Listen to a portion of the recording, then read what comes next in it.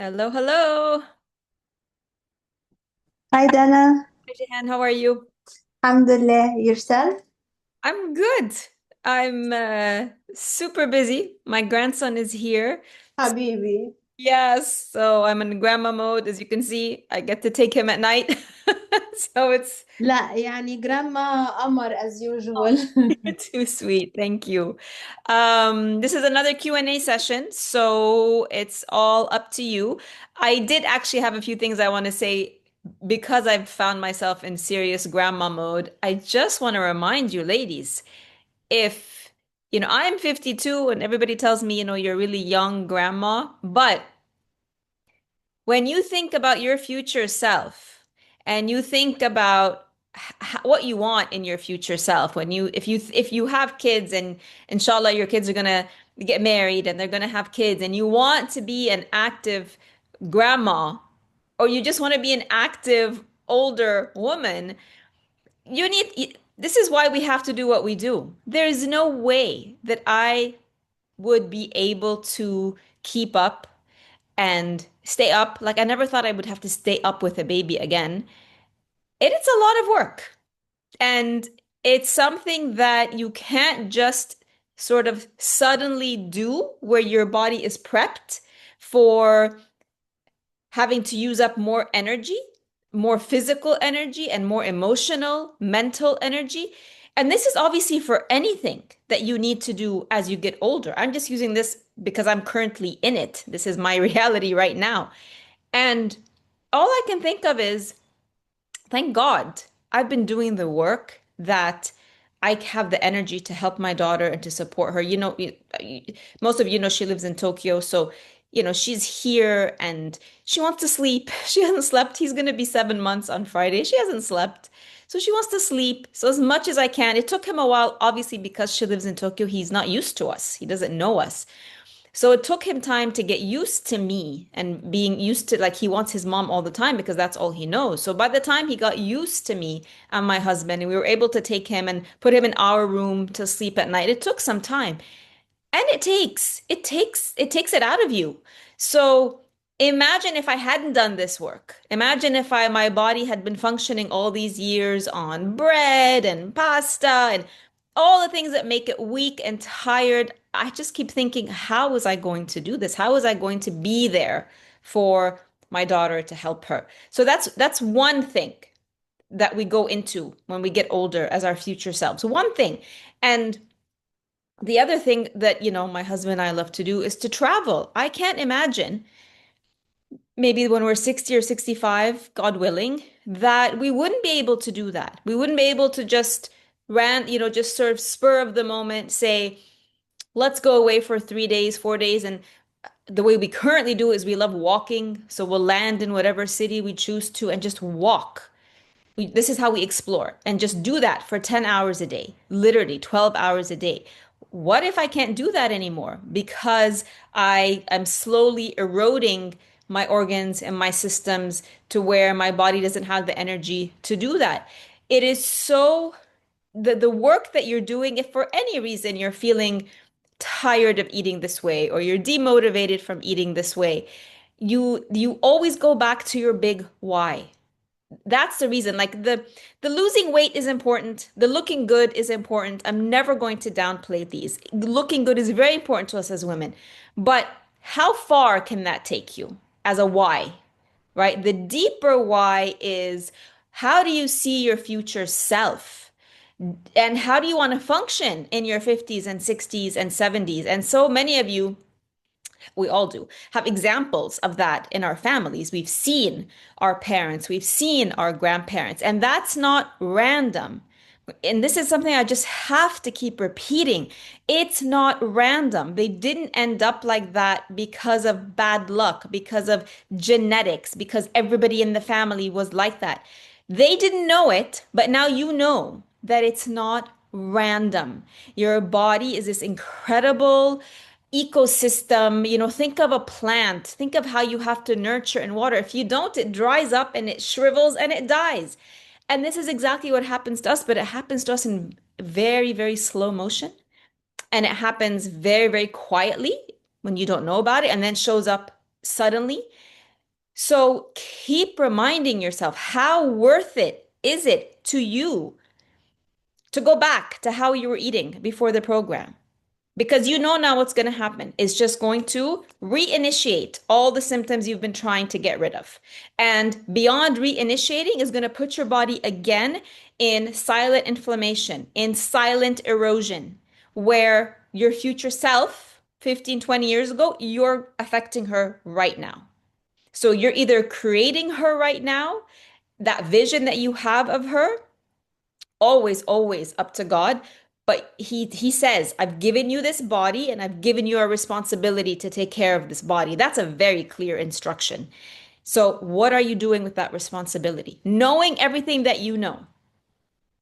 It's a blessing that we are able to see beyond mainstream, see beyond what conventional, profit-driven, big pharma and medical industries want you to believe.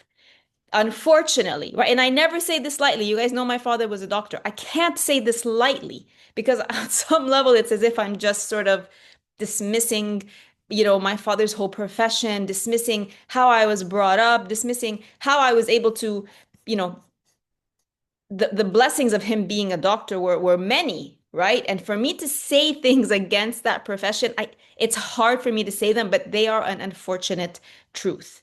It is a system that profits off you being sick. That's why they will never tell you for any chronic condition, right? There's also that differentiation between a chronic condition and an emergency. I will never question a doctor in an emergency situation. I will never question in an acute situation. I will follow the instructions blindly in that situation. What I'm talking about is chronic conditions. Every single chronic condition is a result of food and lifestyle stress, what you eat, what you drink, what you put on your skin, if you're exposed to the light, to the sun, all of it. But they will never tell you that because as soon as they do, you're a lost customer. Luckily, not everybody's willing to hear this information. Not everybody wants to. It goes against everything they've been told, and it means then they have to take responsibility. Nobody wants to actually take responsibility because it's a lot of work. You're experiencing it, you felt it, you've seen the difference, you know how much you've had to change to get to this point, and you know how much you need to stay in the change to maintain the results. And when everybody around you is doing the opposite, that's an added layer, that's an added challenge. But the results are beyond worth it. If you can break your generational patterns of health, the same way that we can break every single other generational pattern that we have. If you're not sure what a generational pattern is, it's a reference to something that is passed down literally from one generation to another in a family. That could be education, that could be beliefs, religious beliefs, that could be morals, that could be health, could be wealth. And every generation is always trying to do better than the generation before it on every level. What generation isn't trying to give their children a better opportunity than the one they had, better education, better chances, more traveling, more experiences? What generation isn't trying to create opportunities through wealth? And there's nothing wrong with that. But when it comes to health, all the things that have been passed down through health, for some reason we think we can't change that. It's all genetic. If my grandmother had cancer, my grandmother had Alzheimer's, my father had diabetes, that means I'm going to, what's the point? But just like you can change every other generational pattern that has been passed down to you, and we do that consciously. We have no problem saying, I want to have a different education than my parents. I want to live in a different place than my parents. I don't want to have the same occupation I don't want to be a doctor because 6 generations of my family have been doctors. I want to make money in a different way. I want to travel. Nobody in my family, they all feel like they just want to stay home. What's the point? They're afraid of airplanes, whatever it is. I don't want to be like that. When we have no problem. And even if we do, we still push. But when it comes to health, we just take this back seat and we listen to this narrative and we believe this narrative. So it is such a blessing. Don't ever forget that your first blessing here is that you were open to receiving this information. You were open to opening yourself to something that is so uncommon. So that's your first blessing here. Your second blessing is that you followed through. And by following through, then you get all the other blessings of having a healthy body, a healthy mind. So don't ever take this work that you're doing lightly. And when you're feeling demotivated for whatever reason, and demotivation is not is something that is supposed to happen. It is supposed to happen because you're looking at something that you're doing long term. And anything you've been doing in your life long term, at some point in the process, you get demotivated for whatever reason, boredom, pressure, change of scenery, change of location, whatever it is, curveballs that just get thrown your way. That's part of the process. So when you feel yourself demotivated, don't revert back to your old programming that this automatically signals failure. Demotivation, the same way that I know all of you are going to go and have a pizza or a burger or a pané sandwich or chocolate or ice cream, whatever it is. I know every single one of you will. Not because you're failing, but because that is 100% part of the process. So is demotivation.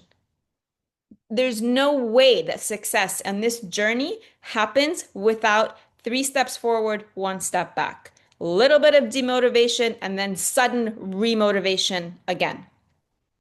So remind yourself of this. Think about this as much as you need. Come and get support around this when you need it, and keep going. Keep going. This journey is simply about repetition and consistency. You just keep going and you find the little tweaks along the way that help make it sustainable for you.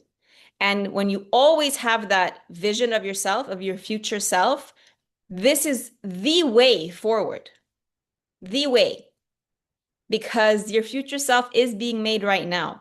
You're not going to wake up at 60 or 70 or 80 years old, God willing, and be your future self if you don't start building her from now. Any comments, ladies? Alhamdulillah, very grateful. Thank you 1,000. You're welcome. Jahan, go ahead.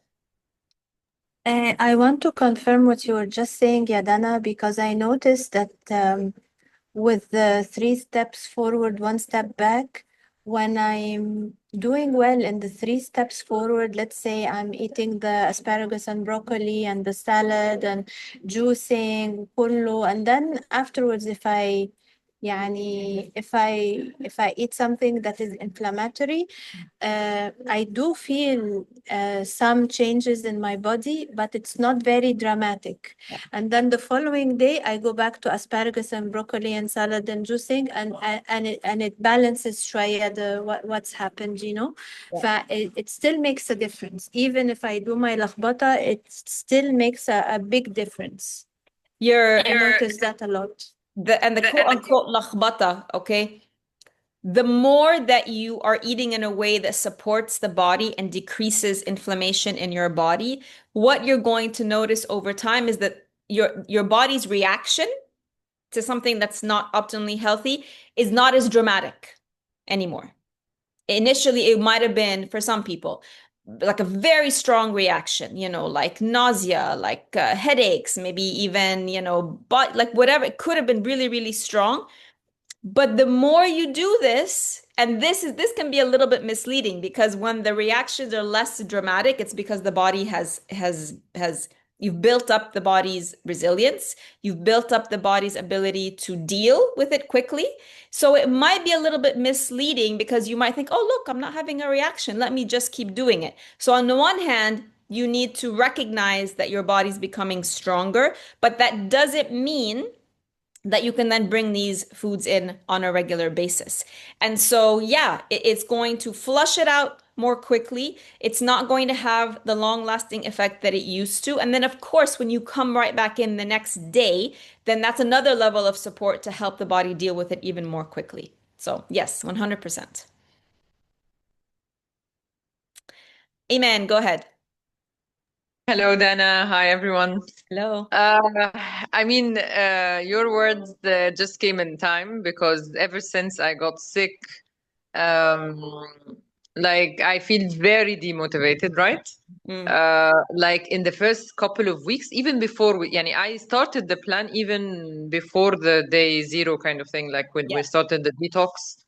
And I felt great. I Yeah. stopped the meds. I had a lot of energy, much less pain, was doing the oil mix. And now, and I think it's, of course, because when the two times I went to the ER, I was flushed with, Yeah. with all kind of meds. And so now I'm like, I'm halfway in, like not fully. I think I'll start the detox on Thursday, inshallah, like the full 9 day Yeah. again. Uh, I'm not very. I think in my case I'll stop meat as well because I've tried this. I was vegan and plant based on 2018 and 19. I'm just doubting the fact that maybe meat is not my type, but I also didn't try Mm. uh, the type of meat that you have already recommended. Like I didn't go and buy like free range and stuff like that. I'm willing to try, of course. Okay. Maybe in the 9 days I'll try to get some يعني لحمة من غير هرمونات والحاجات دي. Okay. Uh, See if it works for me. But I'm more inclined to stop all kind of animal produce, honestly. Okay. This is it's a process to figure out what works for you and what doesn't.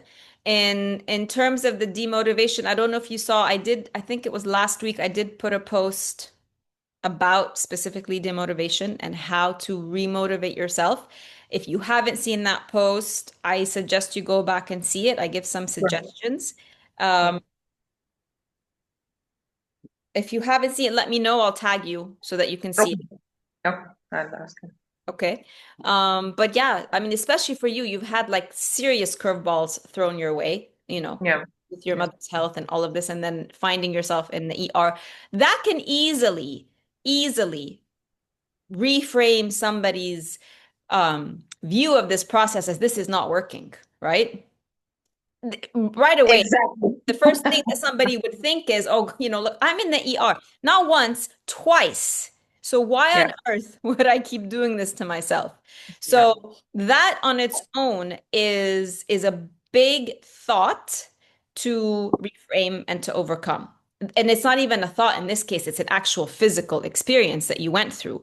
So that in and of itself, as much as it was a clear indication from your body that these Yeah. foods are not working, but it could it and understandably, had you decided, I'm done, we can all see why you would.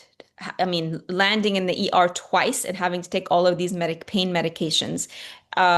So what you've done is shown resilience in this and shown how that you're just going to power through despite this and that you're not going to take this as a setback. So when you say you're halfway in, that's better than zero in. So you're not just only halfway in. Like, I don't know how you're seeing it, but don't belittle that you're halfway in. That's a lot. Halfway in after what you've been through is significant because what you've been through could have easily just had you check out. Done. But you are halfway in. That's 50% of the way in. And you're still thinking of how you're going to maneuver and what's the best way for me. And I'm going to keep trying. I'm not going to give up. And that's what is this process is also about. It's about course correcting, continuously course correcting and seeing what works and what doesn't. So start by going back to that post on how to remotivate yourself. And I then will. let me know what you decide to do based on that. If you still decide to do the deep detox, and then obviously let me know how I can support you once you do start the deep detox. I will. Thank you very much, Edana. Yep. Thank you. Nada. Yesterday had a friend's birthday, so unfortunately had some processed sugar and carbs. Felt fine, slept fine, but then this morning sweat extra than usual in the workout and then found some redness in my right eye. Do you think this is related? Thank you, then.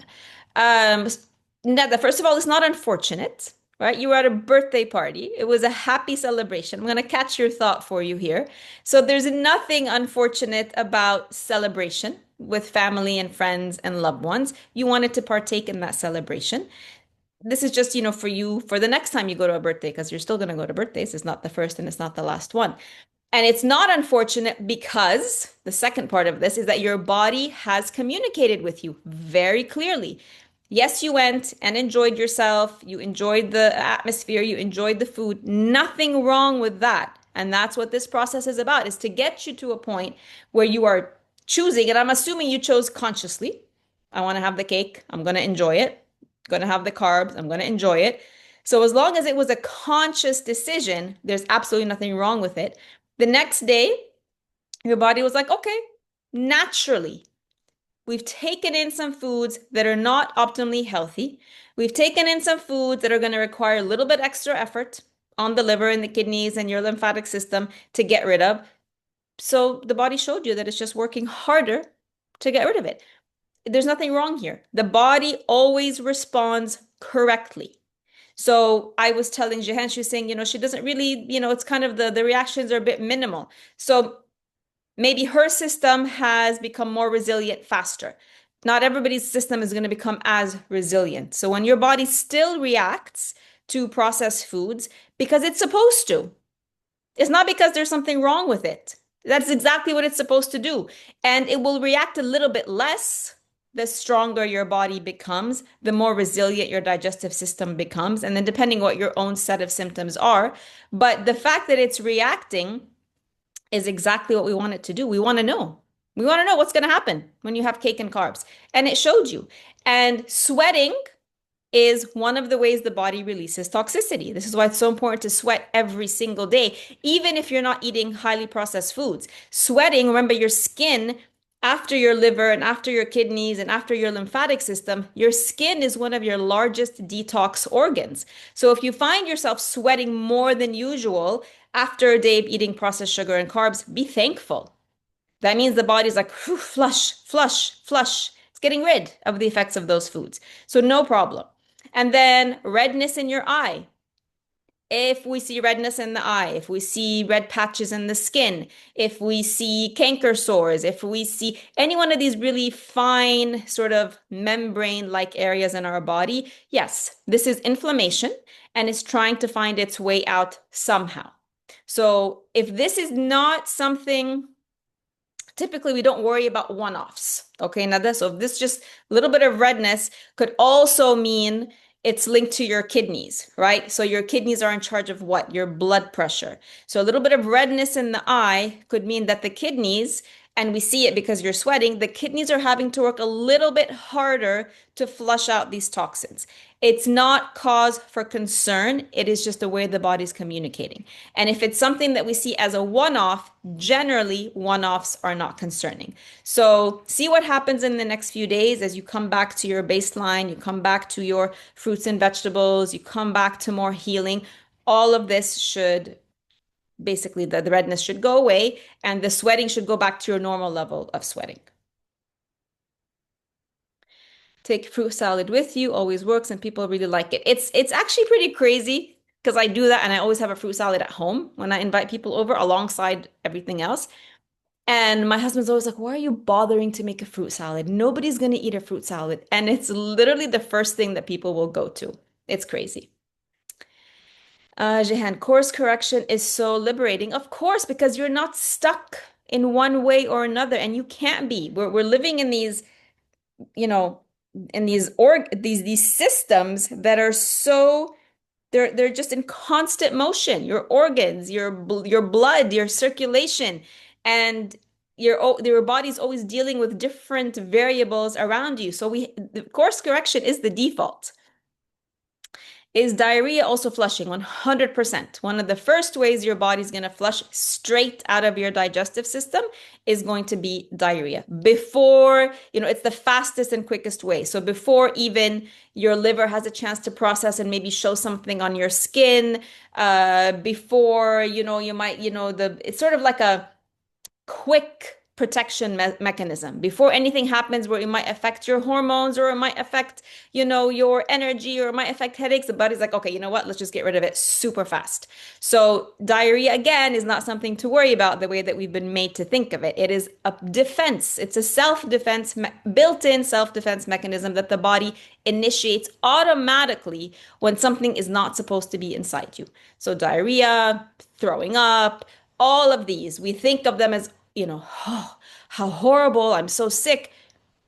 It's the body working. It's the body being so smart that it's trying to save you really fast from something potentially really extremely inflammatory. It just gets it out of your body. It's uncomfortable. That's not to say that any of these reactions are not uncomfortable, but this is how the body functions. It's always there to serve you and to protect you and to save you. So don't worry about diarrhea. When you get diarrhea, don't try to stop it. So the diarrhea is how your body's clearing things. So what do most people do when they have diarrhea, especially if they have it for maybe 2 days? They're going to go and take a medication to stop it. So you've just added to the inflammation that your body's literally showing you that it's trying to get rid of. So then the body has to get rid of whatever initial toxicity you consumed, but then it has to deal with the medication. So let your body flush out. You can go to the bathroom 4 or 5 times if you need to. That's not dangerous as long as you are still eating the hydrating and the cleansing and the healing foods, and you're listening to your body and you're supporting that process.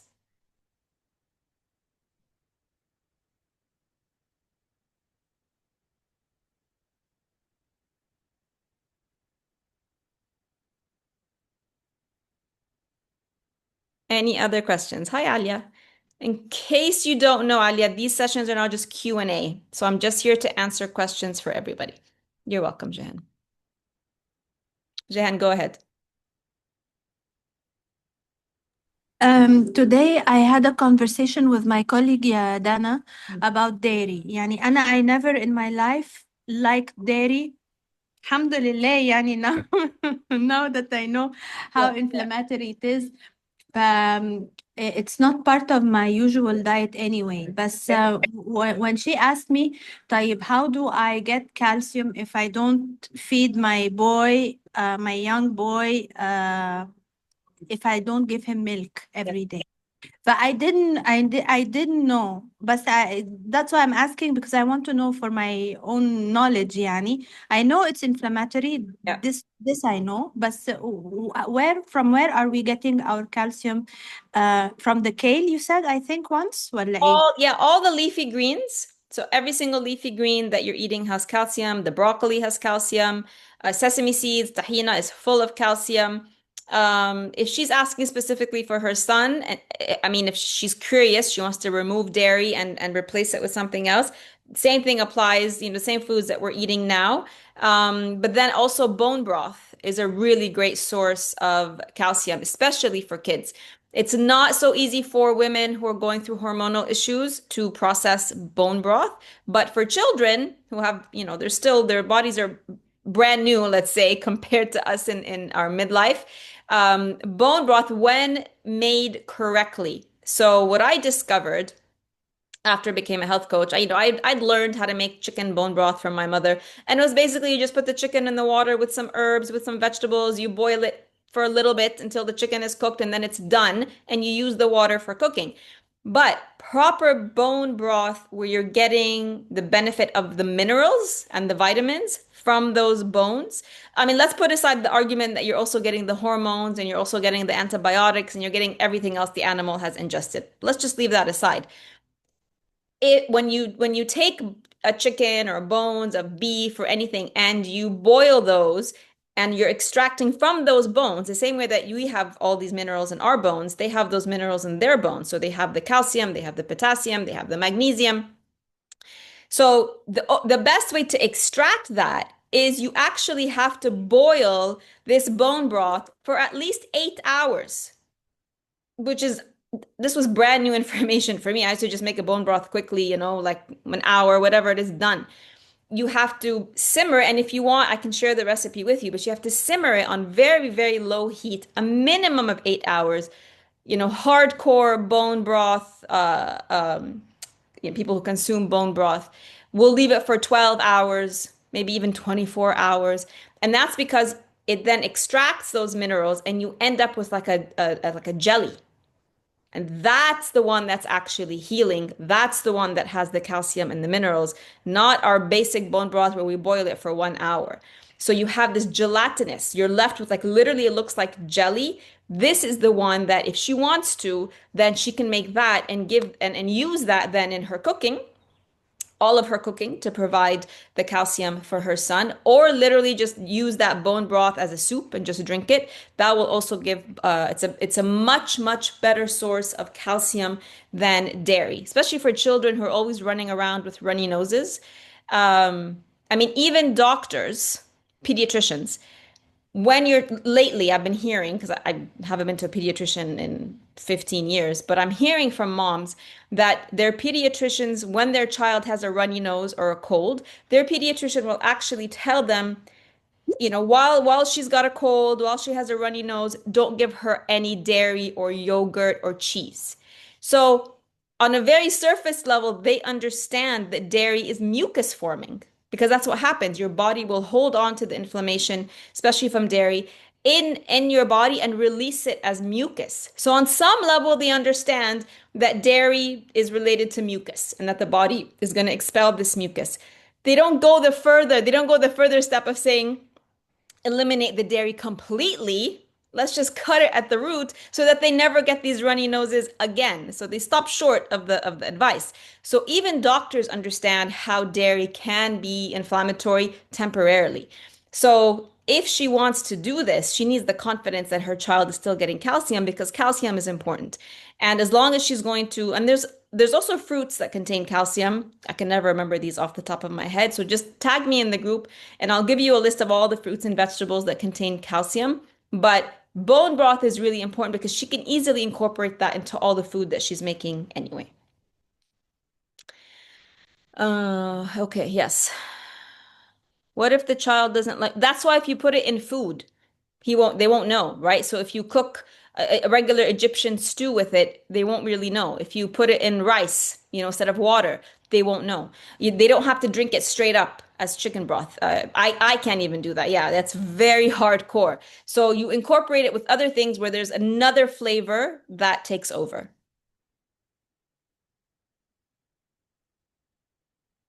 You can put it, I mean, if you're giving your child pasta, right? You can put it in the pasta sauce, the meat sauce. If you're giving your child every single Egyptian stew, if you're making bisilla, if you're making fasolia, you make any Egyptian stew, you can put the bone broth in it. If you make rice every day, you can cook it with the bone broth.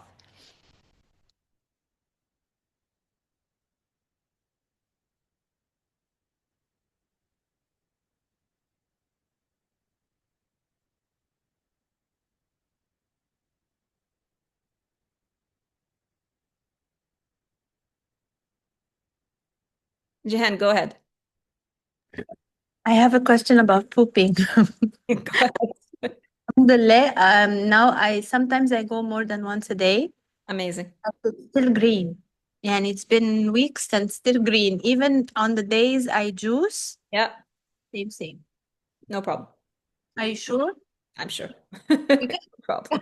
I checked online and they said if it's more than a few days, then there's something wrong. What do they say is wrong? No, I don't know, but they said check with your doctor. It shouldn't be more than 3 days. Yeah. Well, that's if you're not detoxing, right? So with the detox, potentially, yeah, if you're not detoxing and you're just eating normally, then there's a shift. You might get worried, go check. But we're detoxing. We're intentionally doing something that's going to give us results that are not results you're going to find from mainstream advice online. So it's like when somebody now is detoxing and their skin is breaking out. Breaking out, breaking out, breaking out, breaking out. If you go and onto Google and you say my skin is breaking out without saying that you're detoxing, right? Then the advice is going to be, oh, this is acne, this is whatever it is, this is eczema, whatever the type of breakout is, go and see with your doctor. But when this happens when you're detoxing, right? We know that the body is just purging. It's a purge. and that there's nothing to do about it. It's purging, and you might have full-blown rashes, you might have full-blown eczema, you might have full-blown pimples, but we're not going to interfere and we're not going to go see a doctor because we know that this is a direct result of detoxing, a direct result of purging. That's just the first example that came to me, but that's what that means. I've been constipated since I started, so will that get better with time? Or should I eat something specific? So, Alia, you haven't done the deep detox yet. So I'm going to say, let's see what happens once you start the deep detox. So if you're clean eating only, I can't give you an exact explanation for this because we haven't given your organs and your system a chance to reset with a deeper detox. So once you do the deep detox, let's see what happens. But definitely what you can do from now to help support is castor oil every night before you go to sleep. Rub castor oil all over your abdominal area, nice thick layer.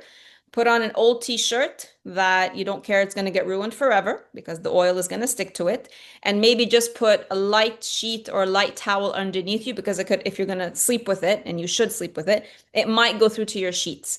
Do that every single night and let's see what happens. But definitely you need to do the deep detox as well.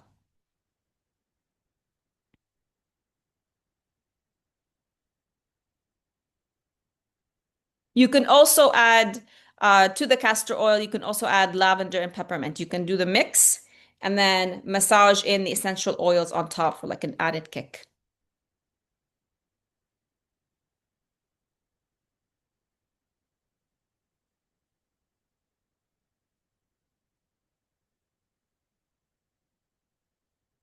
All good, ladies? I mentioned in either the last Q&A or the one before the importance of revisiting all of these sessions from the beginning as part of remotivating you.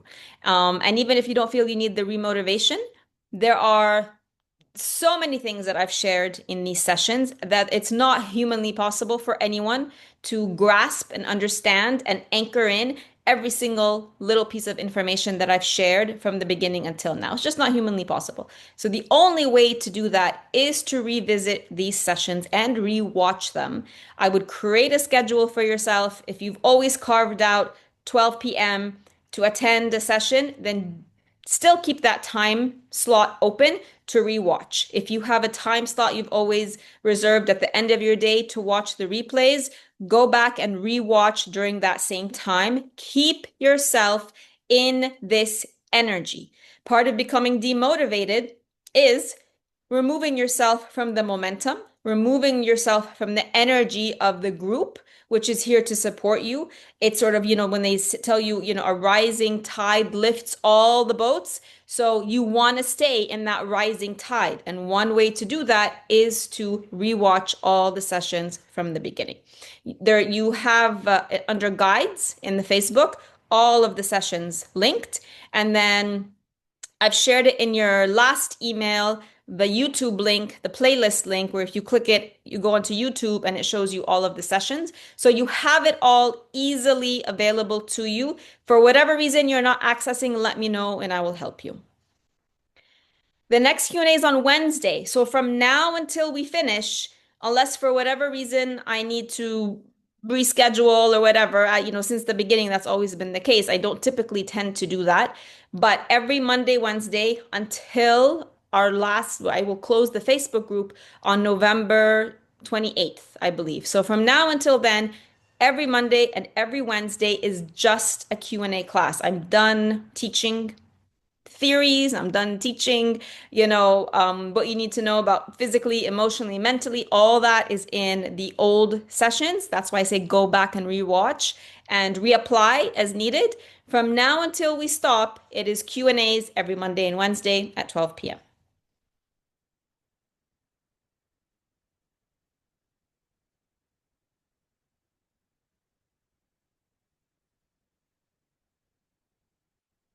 All right, ladies. So with that, we will end today's session. I'll see you again on Wednesday, same time, same place. If you have a question that you want me to answer in a Q&A, but you can't attend yourself, please email me the question or post it on the group so that I can answer it for you. And of course, as always, if there's something you need to ask me or share with me that you're too shy or just don't feel like you want to share it with the group, whether in a Q&A or in the group, please message me privately. All right? Have a wonderful rest of your day, ladies, and I will see you all on. Thank you so much, Yadana. You're welcome. See you on Wednesday, ladies.